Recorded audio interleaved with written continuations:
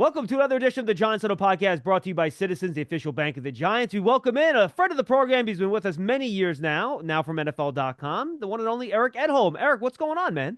I'm doing all right, man. Yeah, I'm licking my wounds from the NCAA tournament, shifting back to full-time draft mode now. And yeah, what do we got? 5-6 weeks left. This thing's coming pretty soon here. All right, so you got a mock draft coming up next week. Yep. We will touch on that briefly at the end. It's still in process, so we're not gonna Yep. to get too deep. But your top 100, which I always find a little bit more fun than mock drafts, because mock drafts you're kind of predicting. Top 100s really tell you what you think. Yep. And I thought it was really interesting how you stack these guys. And we're somewhat similar because I want to start with the quarterbacks because obviously the Giants right now don't really have one, and that's kind of an Right. important position in the National Football League if the fans didn't realize that. So I think it's interesting. You have Cam Ward around 10. I don't have my full stack done yet, but I think that's probably where I'll have him, maybe around 7 or 8, something like that. But you have a big distance between him and kind of the next group. So you have Shedeur at number 35, and then we'll kind of go through the rest of the guys. Why do you have Cam Ward's multiple tiers ahead of kind of the next quarterback in your group?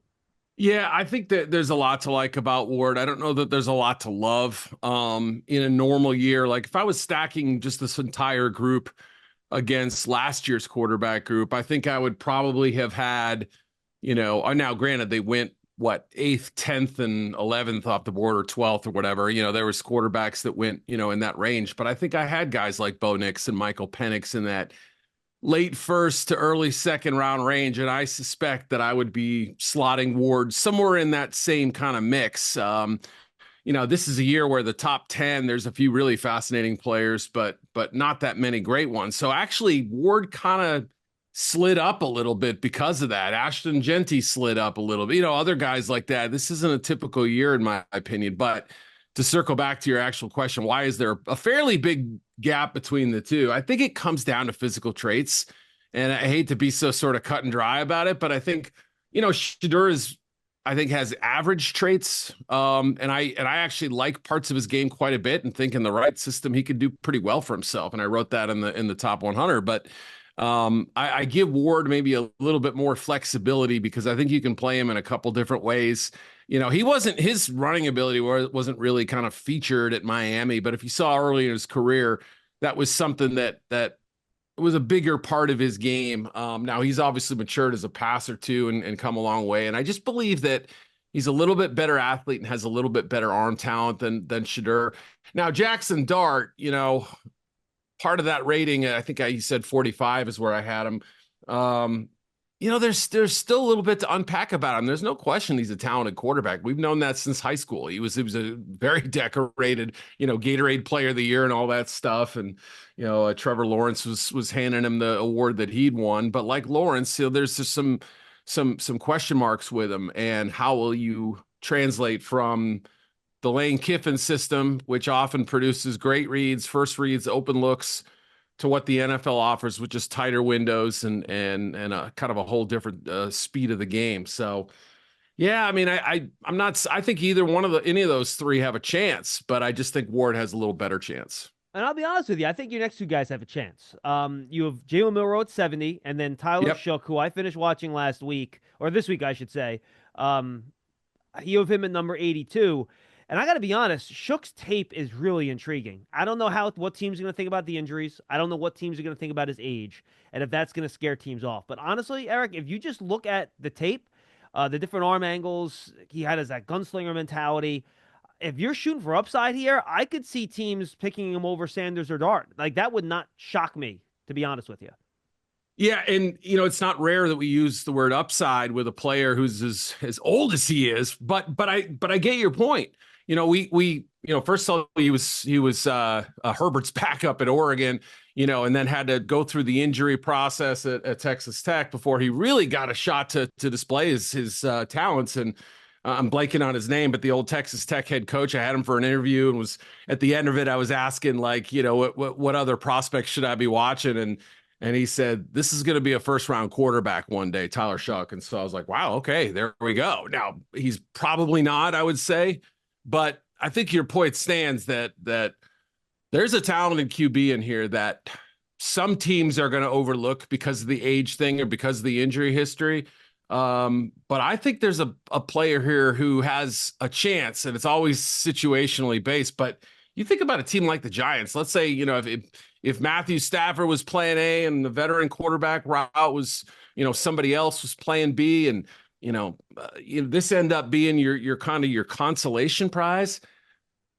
I'm not saying he couldn't come in and perform at a fairly respectable level. I think he could. And so, yeah. every now and then you see him just kind of force things a little bit. But boy, I really saw a maturation of his game. And I felt like, boy, if this was 2 years ago, I'd be a lot more excited. But there's no doubt he's got some talent. No, I'm with you. And then Milroe's the other project, right? Yeah. Like I think he's a legitimate. You need to rest for at least one rest. You need to let him sit and learn for at least one full season, maybe two. Such a long way to go with his arm, but there's going to be a team that sees that athleticism and says, you know what, we can make something work with this, and try to take the old like Jalen Hurts slow developmental route here. That's it right there. I was a little surprised that he didn't run at the combine. Now I know there's technically no difference between running at the combine versus the pro day, but we all know there's a little bit bigger buzz factor and all that. And so, he reportedly was telling teams that he was considering running on the eve of the combine 40 day for quarterbacks. Didn't end up doing it, but you're right. I mean, if we talk about Cam Ward having better talent than Shedeur, I mean, I think if you just start from like a starter kit, like what kind of physical tools do you need to play the quarterback position? He's got those and more. Like the speed is really the incredible part. And if you see him as a runner, obviously he's breathtaking at times. So there's at least a floor to what he can do. I mean, if he ends up being Justin Fields, well, Justin Fields just got 30 million guaranteed from the Jets. Yeah. Has he been passed around a little bit? But yeah. There's still a place for the guy like this in the league, even if he doesn't fully develop as a quarterback. Apples to oranges, but look at Joe Milton last year. The Patriots used a throwaway 6th-round pick on him. They start him one game in week 18, beat the Bills, and now there's a little bit of buzz as Milton as a possible, like consolation prize at quarterback if you can't get the guy you want. So, again, I'm with you. I think it's going to be much higher than that too. I think there's a good chance it's on day 2. And also the interview process, I think, kind of opened some minds about some of his struggles last year, especially in SEC play. I think he had 5 TDs and 10 interceptions in conference play. It wasn't very good. He beat up a bad Missouri team at the time that didn't have its starting quarterback, but otherwise, and had obviously some big games along the way against Georgia too, but just didn't really put it all together. But the interview process, I think, has helped him.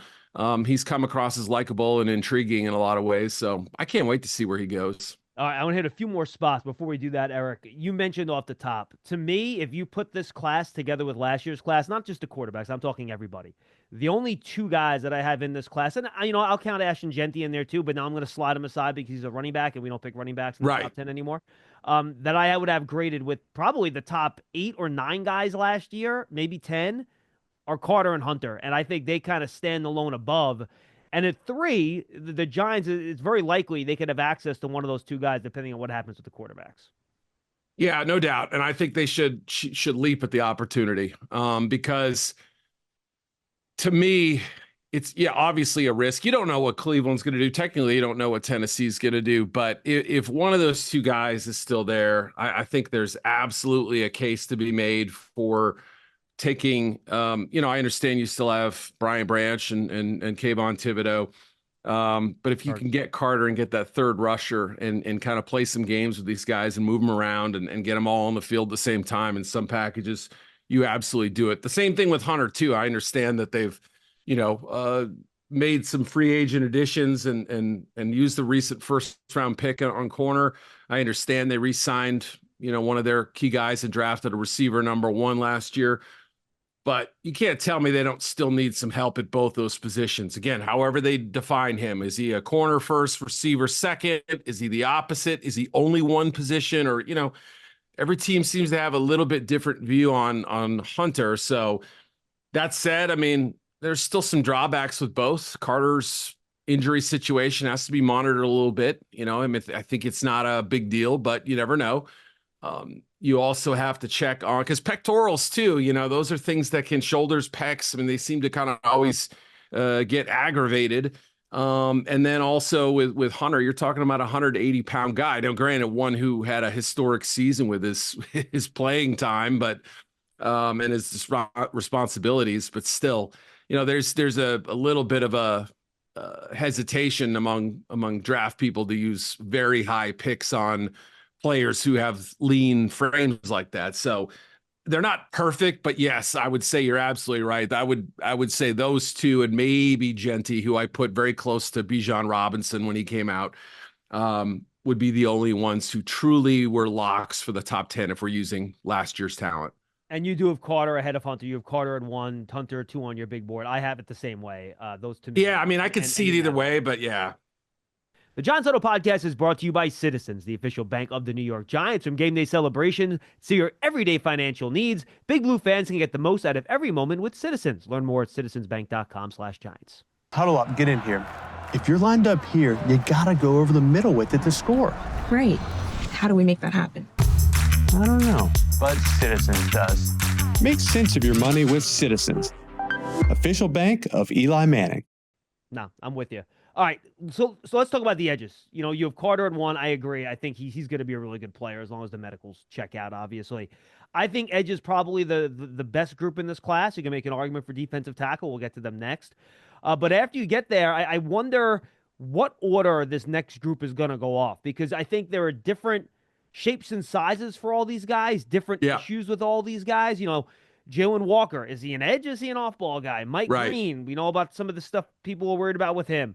Shamar Stewart, absolute lack of production, but he's an Adonis. Michael Williams, his tape last year wasn't that good, but he was dealing with injury. Donovan Ezeraku, Boston College, a smaller guy, but the production was fantastic. Then James Pierce, there's some off-the-field noise with him. I think it's going to be really interesting to see which one of those guys fit with what team. And I could see, for the reasons I just mentioned, any of them, slipping maybe a little bit further than people think. I think we're in lockstep here. I hate to agree with you so much and so often, but I think you set it up perfectly, which is very deep group, very exciting group. If you even, lump them in with the D tackles, you could argue that's the best, position in this draft class, if you will. And sheer volume, the numbers are going to be very impressive once we look 1 through, the 258th pick or whatever. But yeah, I mean, after Carter, there is some mystery. I think people are waiting for Michael Williams to kind of, they were waiting for the blowaway workout at the combine, and it was okay. The times were fine, but you're banking on a really young guy getting better. Like you said, the high ankle sprain, I think is what it was off the top of my head, really did hinder him last year, and he wasn't the same player. Excuse me. Green, as you mentioned, even though he vehemently denied those allegations from Virginia and how he left that school prior to going to Marshall, still something that scouts obviously have to vet out and dig into. And he's also got a frame where it's not typical. If a team's looking for a big edge, he's not going to work for them either. So his size is going to be an issue for some teams too. I'm sorry for interrupting. I apologize. Yeah, no, you're fine. Michael and Shamar definitely fit that kind of, broad framed guy. James Pierce to a certain degree too, but yeah, it's really interesting. The kind of the hot name too, guy I didn't even have on my, it's a little lower down, but Braden Swinson from LSU is really an interesting guy. And, the Ohio State kids will probably end up somewhere high in round 2. Landon Jackson is generating some first round buzz too from Arkansas. But, I mean, with all these names, Ezeraku also, there's some teams who will not draft a 245-pound edge guy. He's not going to fit their system.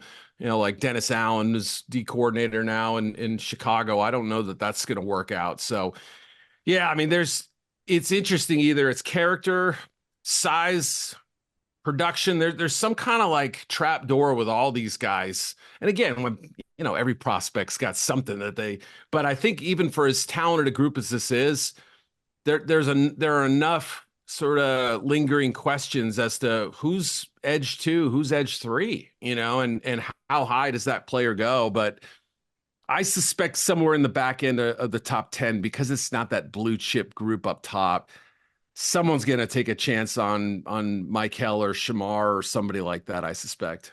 No, I'm with you. I agree. And then I think defensive tackle is more interesting, because I don't think it's as rich at the top. And I'm with you on your rankings. You have, after Mason Graham at 5, and I think he's going to be a lock top 10 pick. You have 2 guys in the 20s, Harmon and Grant, who I think will be first-round picks. Then you have Walter Nolan at 33, Tyleik Williams at 40, and then you drop all the way down to the 60s, and then you have like 4 guys and 8 players, where it's just like this huge cluster of defensive tackles.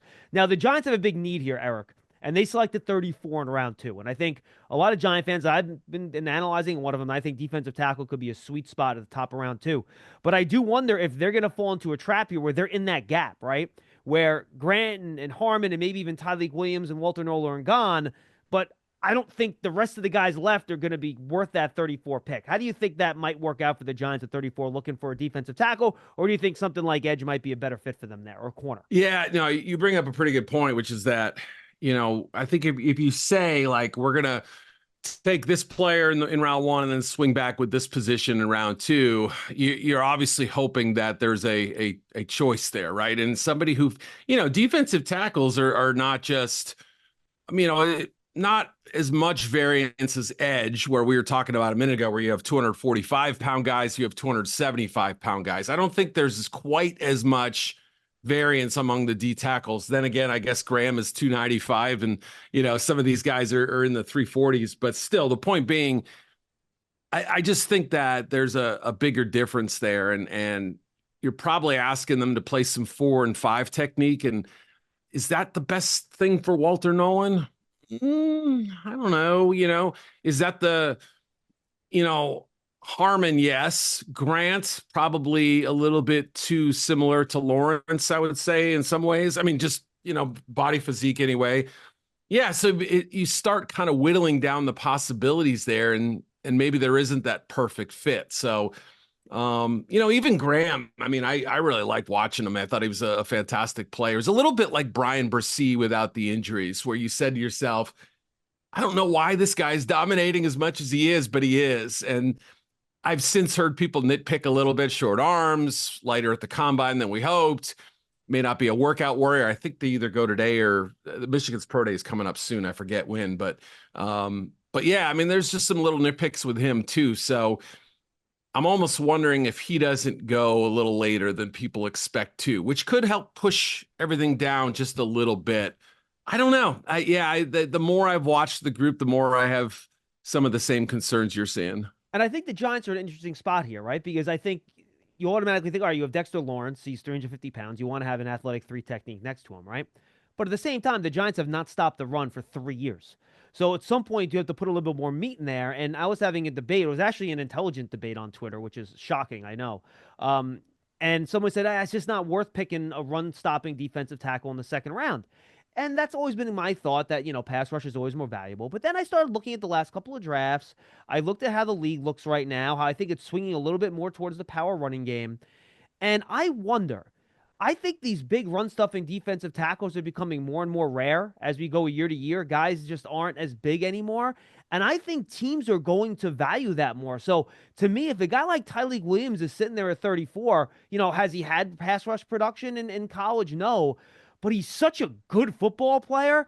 And even maybe at least we haven't seen the pass rush upside yet in terms of his collegiate career. I would have no problem picking him at 34, playing him 60 to 70% of the snaps, mostly on early downs, and becoming an excellent run defending team. I would have no issue with that. I'm wondering if you think teams are starting to swing towards that a little bit, given where the league is heading. Yeah, and you said Tyleik Williams was the example you used?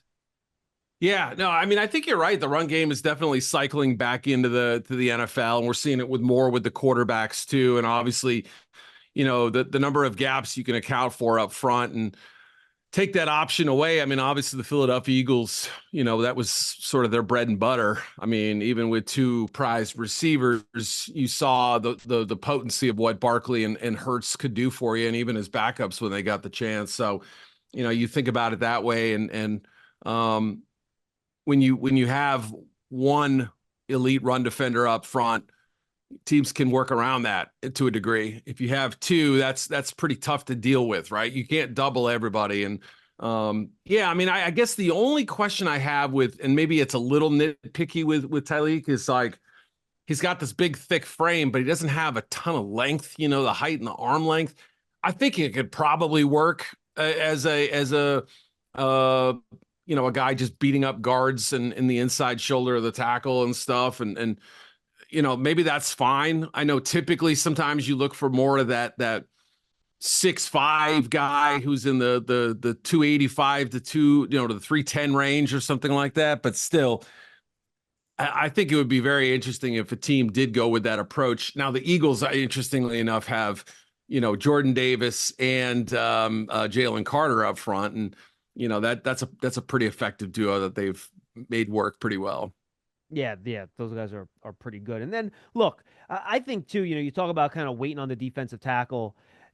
There's going to be plenty at the top of the third round, too, right? So if you don't get one at the top of the second, like just to go through your list, you have like Joshua Farmer at 72, right? You have Darius Alexander at 68. Deion Walker, who I want to like him so bad. I love this 2023 tape. The 24 is so rough. Alfred Collins is a run stuffer. Omar Norman Lott is more of that upfield guy. You have a 99. The Giants got that comp pick there. So that is a position that I think you can still get starting caliber players into the top of round 3. I agree. I think you can be a little patient there. Yeah, there's going to be a few who tempt you along the way, but I think unless you get somebody with unusual traits, be available at your pick, unless there's something that's almost deemed a perfect fit in with either that first or second round pick. And again, I'm saying first because theoretically they could trade down. You never know, or they could move around. But those first couple of picks, yeah, I would lean on the side of patience because I still think you can find talent in this draft. There's not a huge drop off between early second and early fourth, let's say. Absolutely. All right, let's go to corner. You have Will Johnson in your top 10. Giants aren't going to pick the corner that high. So we can skip over to the next group. And then between picks, your rankings, number 29 and 51, you have 6 corners in there. So that's almost 30% of the players in that range. How do you sort through that stack with the Jahdae Barrons, the Maxwell Hairstons, the Azariah Thomas, the Siobhan Revels, the Trey Amoses, the Benjamin Morrisons? You kind of all in that cluster. How would you sort through that group if you're a team picking in that mid to top part of the round 2? Yeah, I mean, 2 of the names you mentioned are major injury consideration. Siobhan Revel, from East Carolina, I think could have been this year's Quinyon Mitchell had he had a full season, had he not been hurt. Luckily, the timetable's pretty favorable in him coming back and having roughly a full off-season program or close to it, with his next NFL team. Like by June or July, they should be able to get him up going again, but still maybe a little behind the schedule. Morrison too, hip surgery, that's a considerable thing that the teams have to work through. So you got to figure those 2 out. Obviously, Travis Hunter too, you got to figure out, is he a corner, is he a receiver? But beyond that, I mean, you do see pretty good size in certain guys like Will Johnson. I'm starting to think I might have a little higher grade on him than I should, but still a player that, again, I guess another injury guy too, considering his time away from the field. But speed questions, long speed. Is he a 4.5 guy? That's okay, but you got to know what he is. Jahdae Barron, I think there's more appreciation for him than maybe people realize. Maxwell Hairston, another guy who didn't play an entire season, but did come back, which is important, I think. And he did run at 4.28. I think that pushes him into that top, I'll say 35. I don't think he's going to last if he doesn't go in the first round, I think he's going to end up going, somewhere in that Nate Wiggins range where the Ravens got him 27, something like that. Thomas had a nice day 1 at the Senior Bowl. He's got the requisite length. Obviously, you're not talking about a true speed corner, but for the press man teams or the ones that play a high rate of cover 2, rerouting receivers, stuff like that, I could see him being very attractive to him. So I like Trey Amos too from Ole Miss. The more I watched him, I thought he was a talented player who kind of finally crystallized all his ability and put it together a little bit. There's some other names that have been kind of bandied about. Obviously, Darian Porter's a really fascinating, toolsy guy who took a long time to develop. This class could end up being really solid, if not very good, of corners, or it could be slightly disappointing when we look back in 3 or 4 years. It's hard to sort some of these guys out, but I think you do it first by health, body size, role. What are they going to be for us? Are they a nickel? Are they an outside corner? Are they a hybrid? Can they play safety? And that's how you kind of go through the checklist there. Who are the day 2 guards that you like, Eric? I think the Giants could still use some help at right guard if they're looking for an upgrade there long term. I think the talent inside is pretty good. I mean, I know people, a lot of the disappointment of this class is tackles turning into guards. Maybe not as many guys who played left or right tackle in college going to end up there in the pros. I suspect Gray Zabel will probably be off the board somewhere in the late 20s. There are a few teams who need centers and guards. So we'll see if he's there. He's an obvious candidate. I love Tate Ratledge. Like, if you're looking for an old school, kind of a new school too, he's a better athlete than I think he's given credit for. But the heartbeat of that Georgia offensive line, when he was on the field, they were a better group. I thought it was easy to see at times. They looked a little lost with him when he got hurt. And I really like him. Marcus Bowe is an interesting one. I don't know that I would take him in round 2, but round 3, I would consider him, especially if you think he can play center as well. There's always this sort of knock on just drafting pure guards. Obviously, like Cooper Beebe ended up being a really good pick for the Cowboys, but they had to wait till 72. He was like my 34th overall player or something. So there's always a lag with guards, or I don't know, there's not always, but I feel like that group can fall behind where they should go. And so, there's still some really interesting players who could linger even into rounds 3 and 4. And, again, it also depends on, some of these tackles, like, let me think of a good one. Anthony Belton, maybe, or Cameron. Cameron Williams is probably a tackle, but there are still a few, I think, in that second or third round range that may kick inside to guard. I think the William and Mary kid Charles Grant is probably going to stay a tackle, but there are a few more who, like the Arizona guy Savanaya. Yep. I could see him being kind of a mauling right guard, and not quite Will Hernandez, but that's sort of a big physical dude who'll kind of get after you. All right. Now let's get to the fun positions here, Eric, before we say goodbye. Skill position, guys. I don't see the Giants using a day 1 or day 2 pick on a running back or tight end specifically, but they're so deep. I could see really good talent getting into day 3. Who are some of the guys that you think, we all go home on Friday night and we look at the board and the Giants are picking the top around 4, that you're sitting there like, all right, we got some really, good running backs and tight ends here that should have been picked already, but because it's such deep groups, they're still on the board. Who are some of the guys Giant fans should be thinking about in that spot? Yeah, good question. Terrence Ferguson from Oregon, I could see dropping out of the top 100. Really good athlete. Rarely took over games. I felt like he was always a complimentary piece. So there's a little bit of a, you're left wanting a little bit more when you watch him, but a smooth guy who could end up being a pretty decent receiver. If you're looking for more of the kind of the inline blocking type, I think Mitchell Evans is just a really solid tight end. He's not sexy. You're not going to win a Super Bowl because of him, but he can be part of a winning team. And functional receiver, big moves. Okay. He's not fast, but like he finds ways to get open.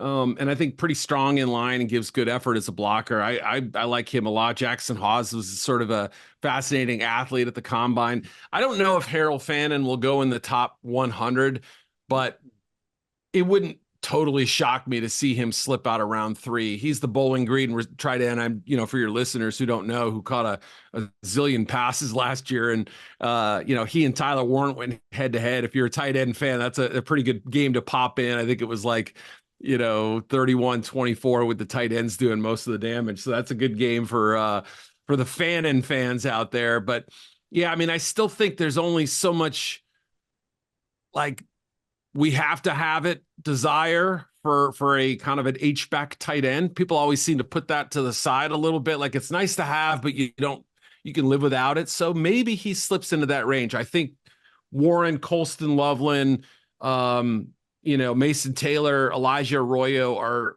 almost certainly off the board in the first 75 picks, if not, higher. So there could be a little bit of a drop, and then we get into the 4th round and maybe it resets with some of those guys we mentioned. The running back, yeah, like, again, there's so many different types of guys. I feel like, depending on how you want to complement Tracy, like if you want somebody who obviously his receiving ability is intriguing. If you want someone to kind of handle the dirty work carries, Look, Ollie Gordon's a pretty good back. I feel like people are kind of forgetting about him a little. Obviously, Damian Martinez is kind of an interesting power guy who could be a compliment, maybe a little better version of Chris Rodriguez from a couple years ago. Cam Scadaboo is obviously a fan favorite. I don't know if that's an exact fit or not, but he's, like, how do you not love the guy as a player? So yeah, I mean, there really are some pretty interesting options there, and I think there will be multiple day 3 running backs who do something in the league where we look back and say they were underdrafted. If you want to know how to manage 2 minutes of crunch time football, I'm your man. But if you're wondering about a long-term financial plan, you should talk to Citizens. Hey, I can also talk lawn care. I'd like to learn about a mowing routine. Yes, I knew I could help. Make sense of your money with Citizens. If you're looking for an explosive guy, are you more of a Harvey guy at a UCF? Are you more of a Bayshell Tootin guy? If you're looking for that explosive guy to put next to Tracy, who would you be looking at? Yeah, I would probably. I mean, I kind of like Jaden Blue too. I think he's really interesting, and the more I watch him, the more I think he's gonna surprise some people. Tootin, his numbers are good. His testing is good. I guess I was just sort of a little less than blown away when I watched him. And I'm sorry, who was the first? Oh yeah. Harvey. Yeah. Really good running back. It took a while. Running backs, as you know, at the Senior Bowl, like the practices aren't necessarily designed for those guys to really stand out. It takes certain circumstances for them to really get their opportunity to shine. By the game, though, you could see there was some respect for what he was able to do, and he played well in the game itself. And obviously, go back and look at his season; he was always making plays, and he's got that extra gear to kind of get to the second level and cause some damage. So, the guys I wasn't really blown away by are Jordan James and Woody Marks, Trevor Etienne. There's a few more that I just sort of was not as enamored with as other people. I kind of like Jarquez Hunter too from Auburn. I think he's a really interesting guy and could end up making a good fit. Their 6th-round pick, and in a normal year maybe goes in the 4th. But Devin Neal has some real burst to him as a complimentary guy. That could be somebody who gives you that kind of second gear, that gets you out into space a little bit. Interesting. All right, final one. Wide receiver, Eric. What's the sweet spot for that position in this draft? It's probably one of the weaker classes we've seen in quite a while. So, and I think that position is one that will get overdrafted because there are a lot of teams that need them. So, is there a sweet spot, or is this a draft where guys are going to get pushed up the board too much that you might have to overpay a little bit? A great question, because I'm starting to think there's a scenario where we don't have a receiver in the top 10. I think you kind of start thinking about them at the Dallas pick, 12, sort of the middle round 1.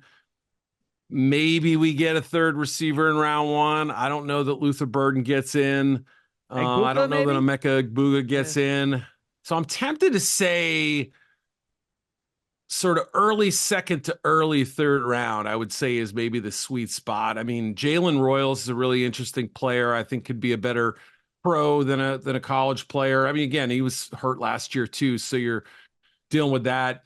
Jaden Higgins obviously has all the tools, but his teammate Jalen Noel, I thought is maybe this year's Amon-Ra St. Brown, maybe a little bit. Ladd McConkey, maybe? Ladd McConkey, that kind of a player. Like, those guys work in the league, man. I mean, Jack Besh, if you're running, like, he would be the perfect Jaguar or Ram, I would think.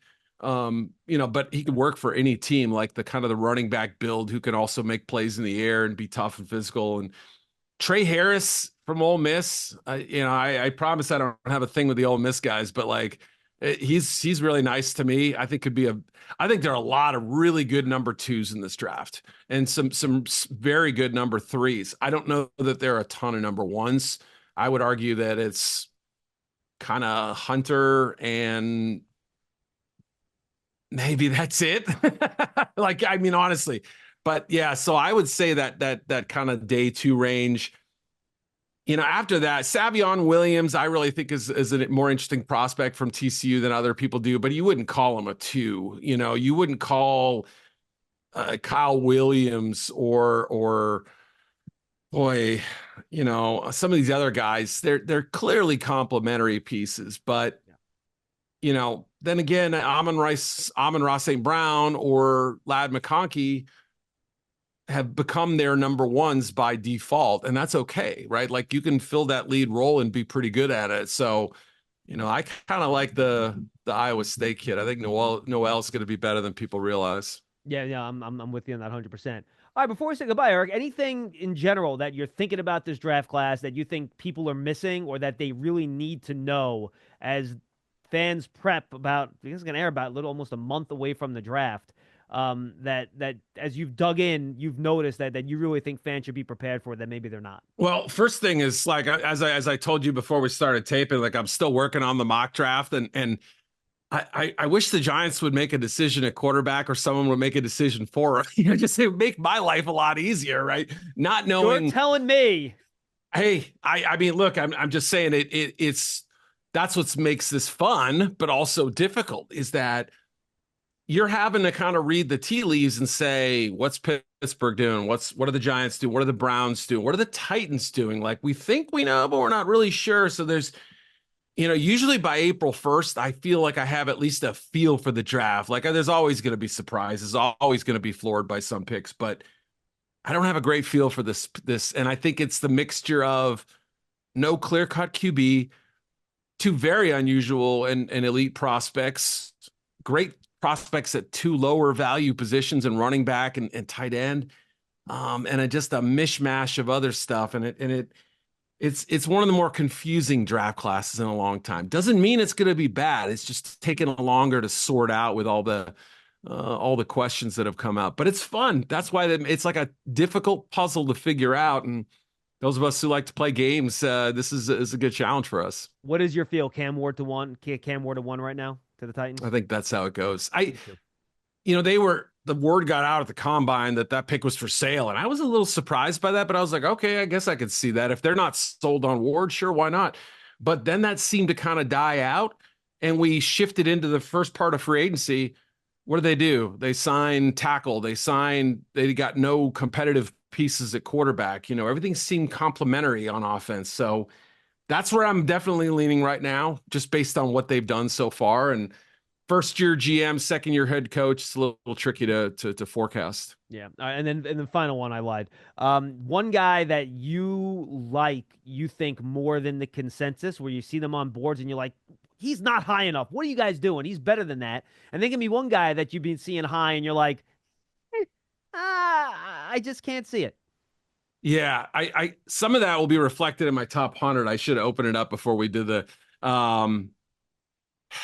That's a good one. I kind of used some of my best material just now, in the sense that I'm not sure Mason Graham ends up in the top 5. Again, I think he ends up going somewhere in that 7 to 11 range or whatever. I mean, I think it's a little lower. So I may have been a little over my skis, and we'll see with Will Johnson.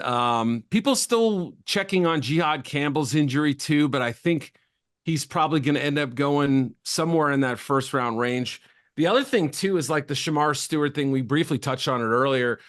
Unbelievable athletic testing, prototype frame, minimal production over technically part-time snaps, even though he was a starter, a de facto starter last year. I haven't heard one team really kind of go nuts about him yet. Now, usually those measurables in testing end up in the top 15. I mean, that's almost guaranteed, like stamp it through, especially in a year like this, but it's been a little bit cool. My own personal rankings, this is tough. I feel like Tuimoloau from I can never say his name right. The Ohio State defensive end. Tuimoloau, yeah. Sorry, I'm going to be working on these. I've been typing more than I've been speaking. Yeah, I know. But Same here. I think he's really underrated. Like, he was all the rage in the draft community 2 years ago, and he's not a worse football player. A couple of injuries, but nothing major. Like, dude, the guy can play. He's probably not going to be a 15 sack guy, but I think he's going to be a perennial, steady starter who shuts down, one half the field from the run game. And so, I don't know, maybe I'm a little higher on him. And then lower, boy, I don't know that there's anybody I'm way off on, but I'm looking through your list here. Let me see. Anyone jump out at me? Isaiah Bond, I don't. And it's not the 40 thing. Obviously, the 40 was disappointing, but like, He scares me to death. He does. I just don't know how do you carve out a role where you're giving like manufactured touches to this guy who, they went away from him. They realized Matthew Golden was the better receiver. We need to get the ball in his hands more often. Gunnar Helm is the more reliable receiver. We need to get the ball in his hands. There was a quarterback change. He got a little muddled, but by the end of the year, his role was like bit player, and I felt like that was pretty telling in some regards. So yeah, he frightens me. He's got electric ability, but I'm just not totally sold on Isaiah Bond. Eric, Godspeed. Good luck with the mock draft. Are you thinking quarterback to the Giants at 3 right now, or do you want to give us a little tease? Yeah.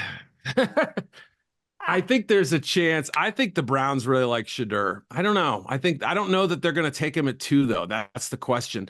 And are the Jets prepared to take a quarterback at 7? Does that force the Giants' hands a little bit? Like, if they go into the draft with anybody but Russell Wilson Aaron Rodgers or maybe Aaron Russell.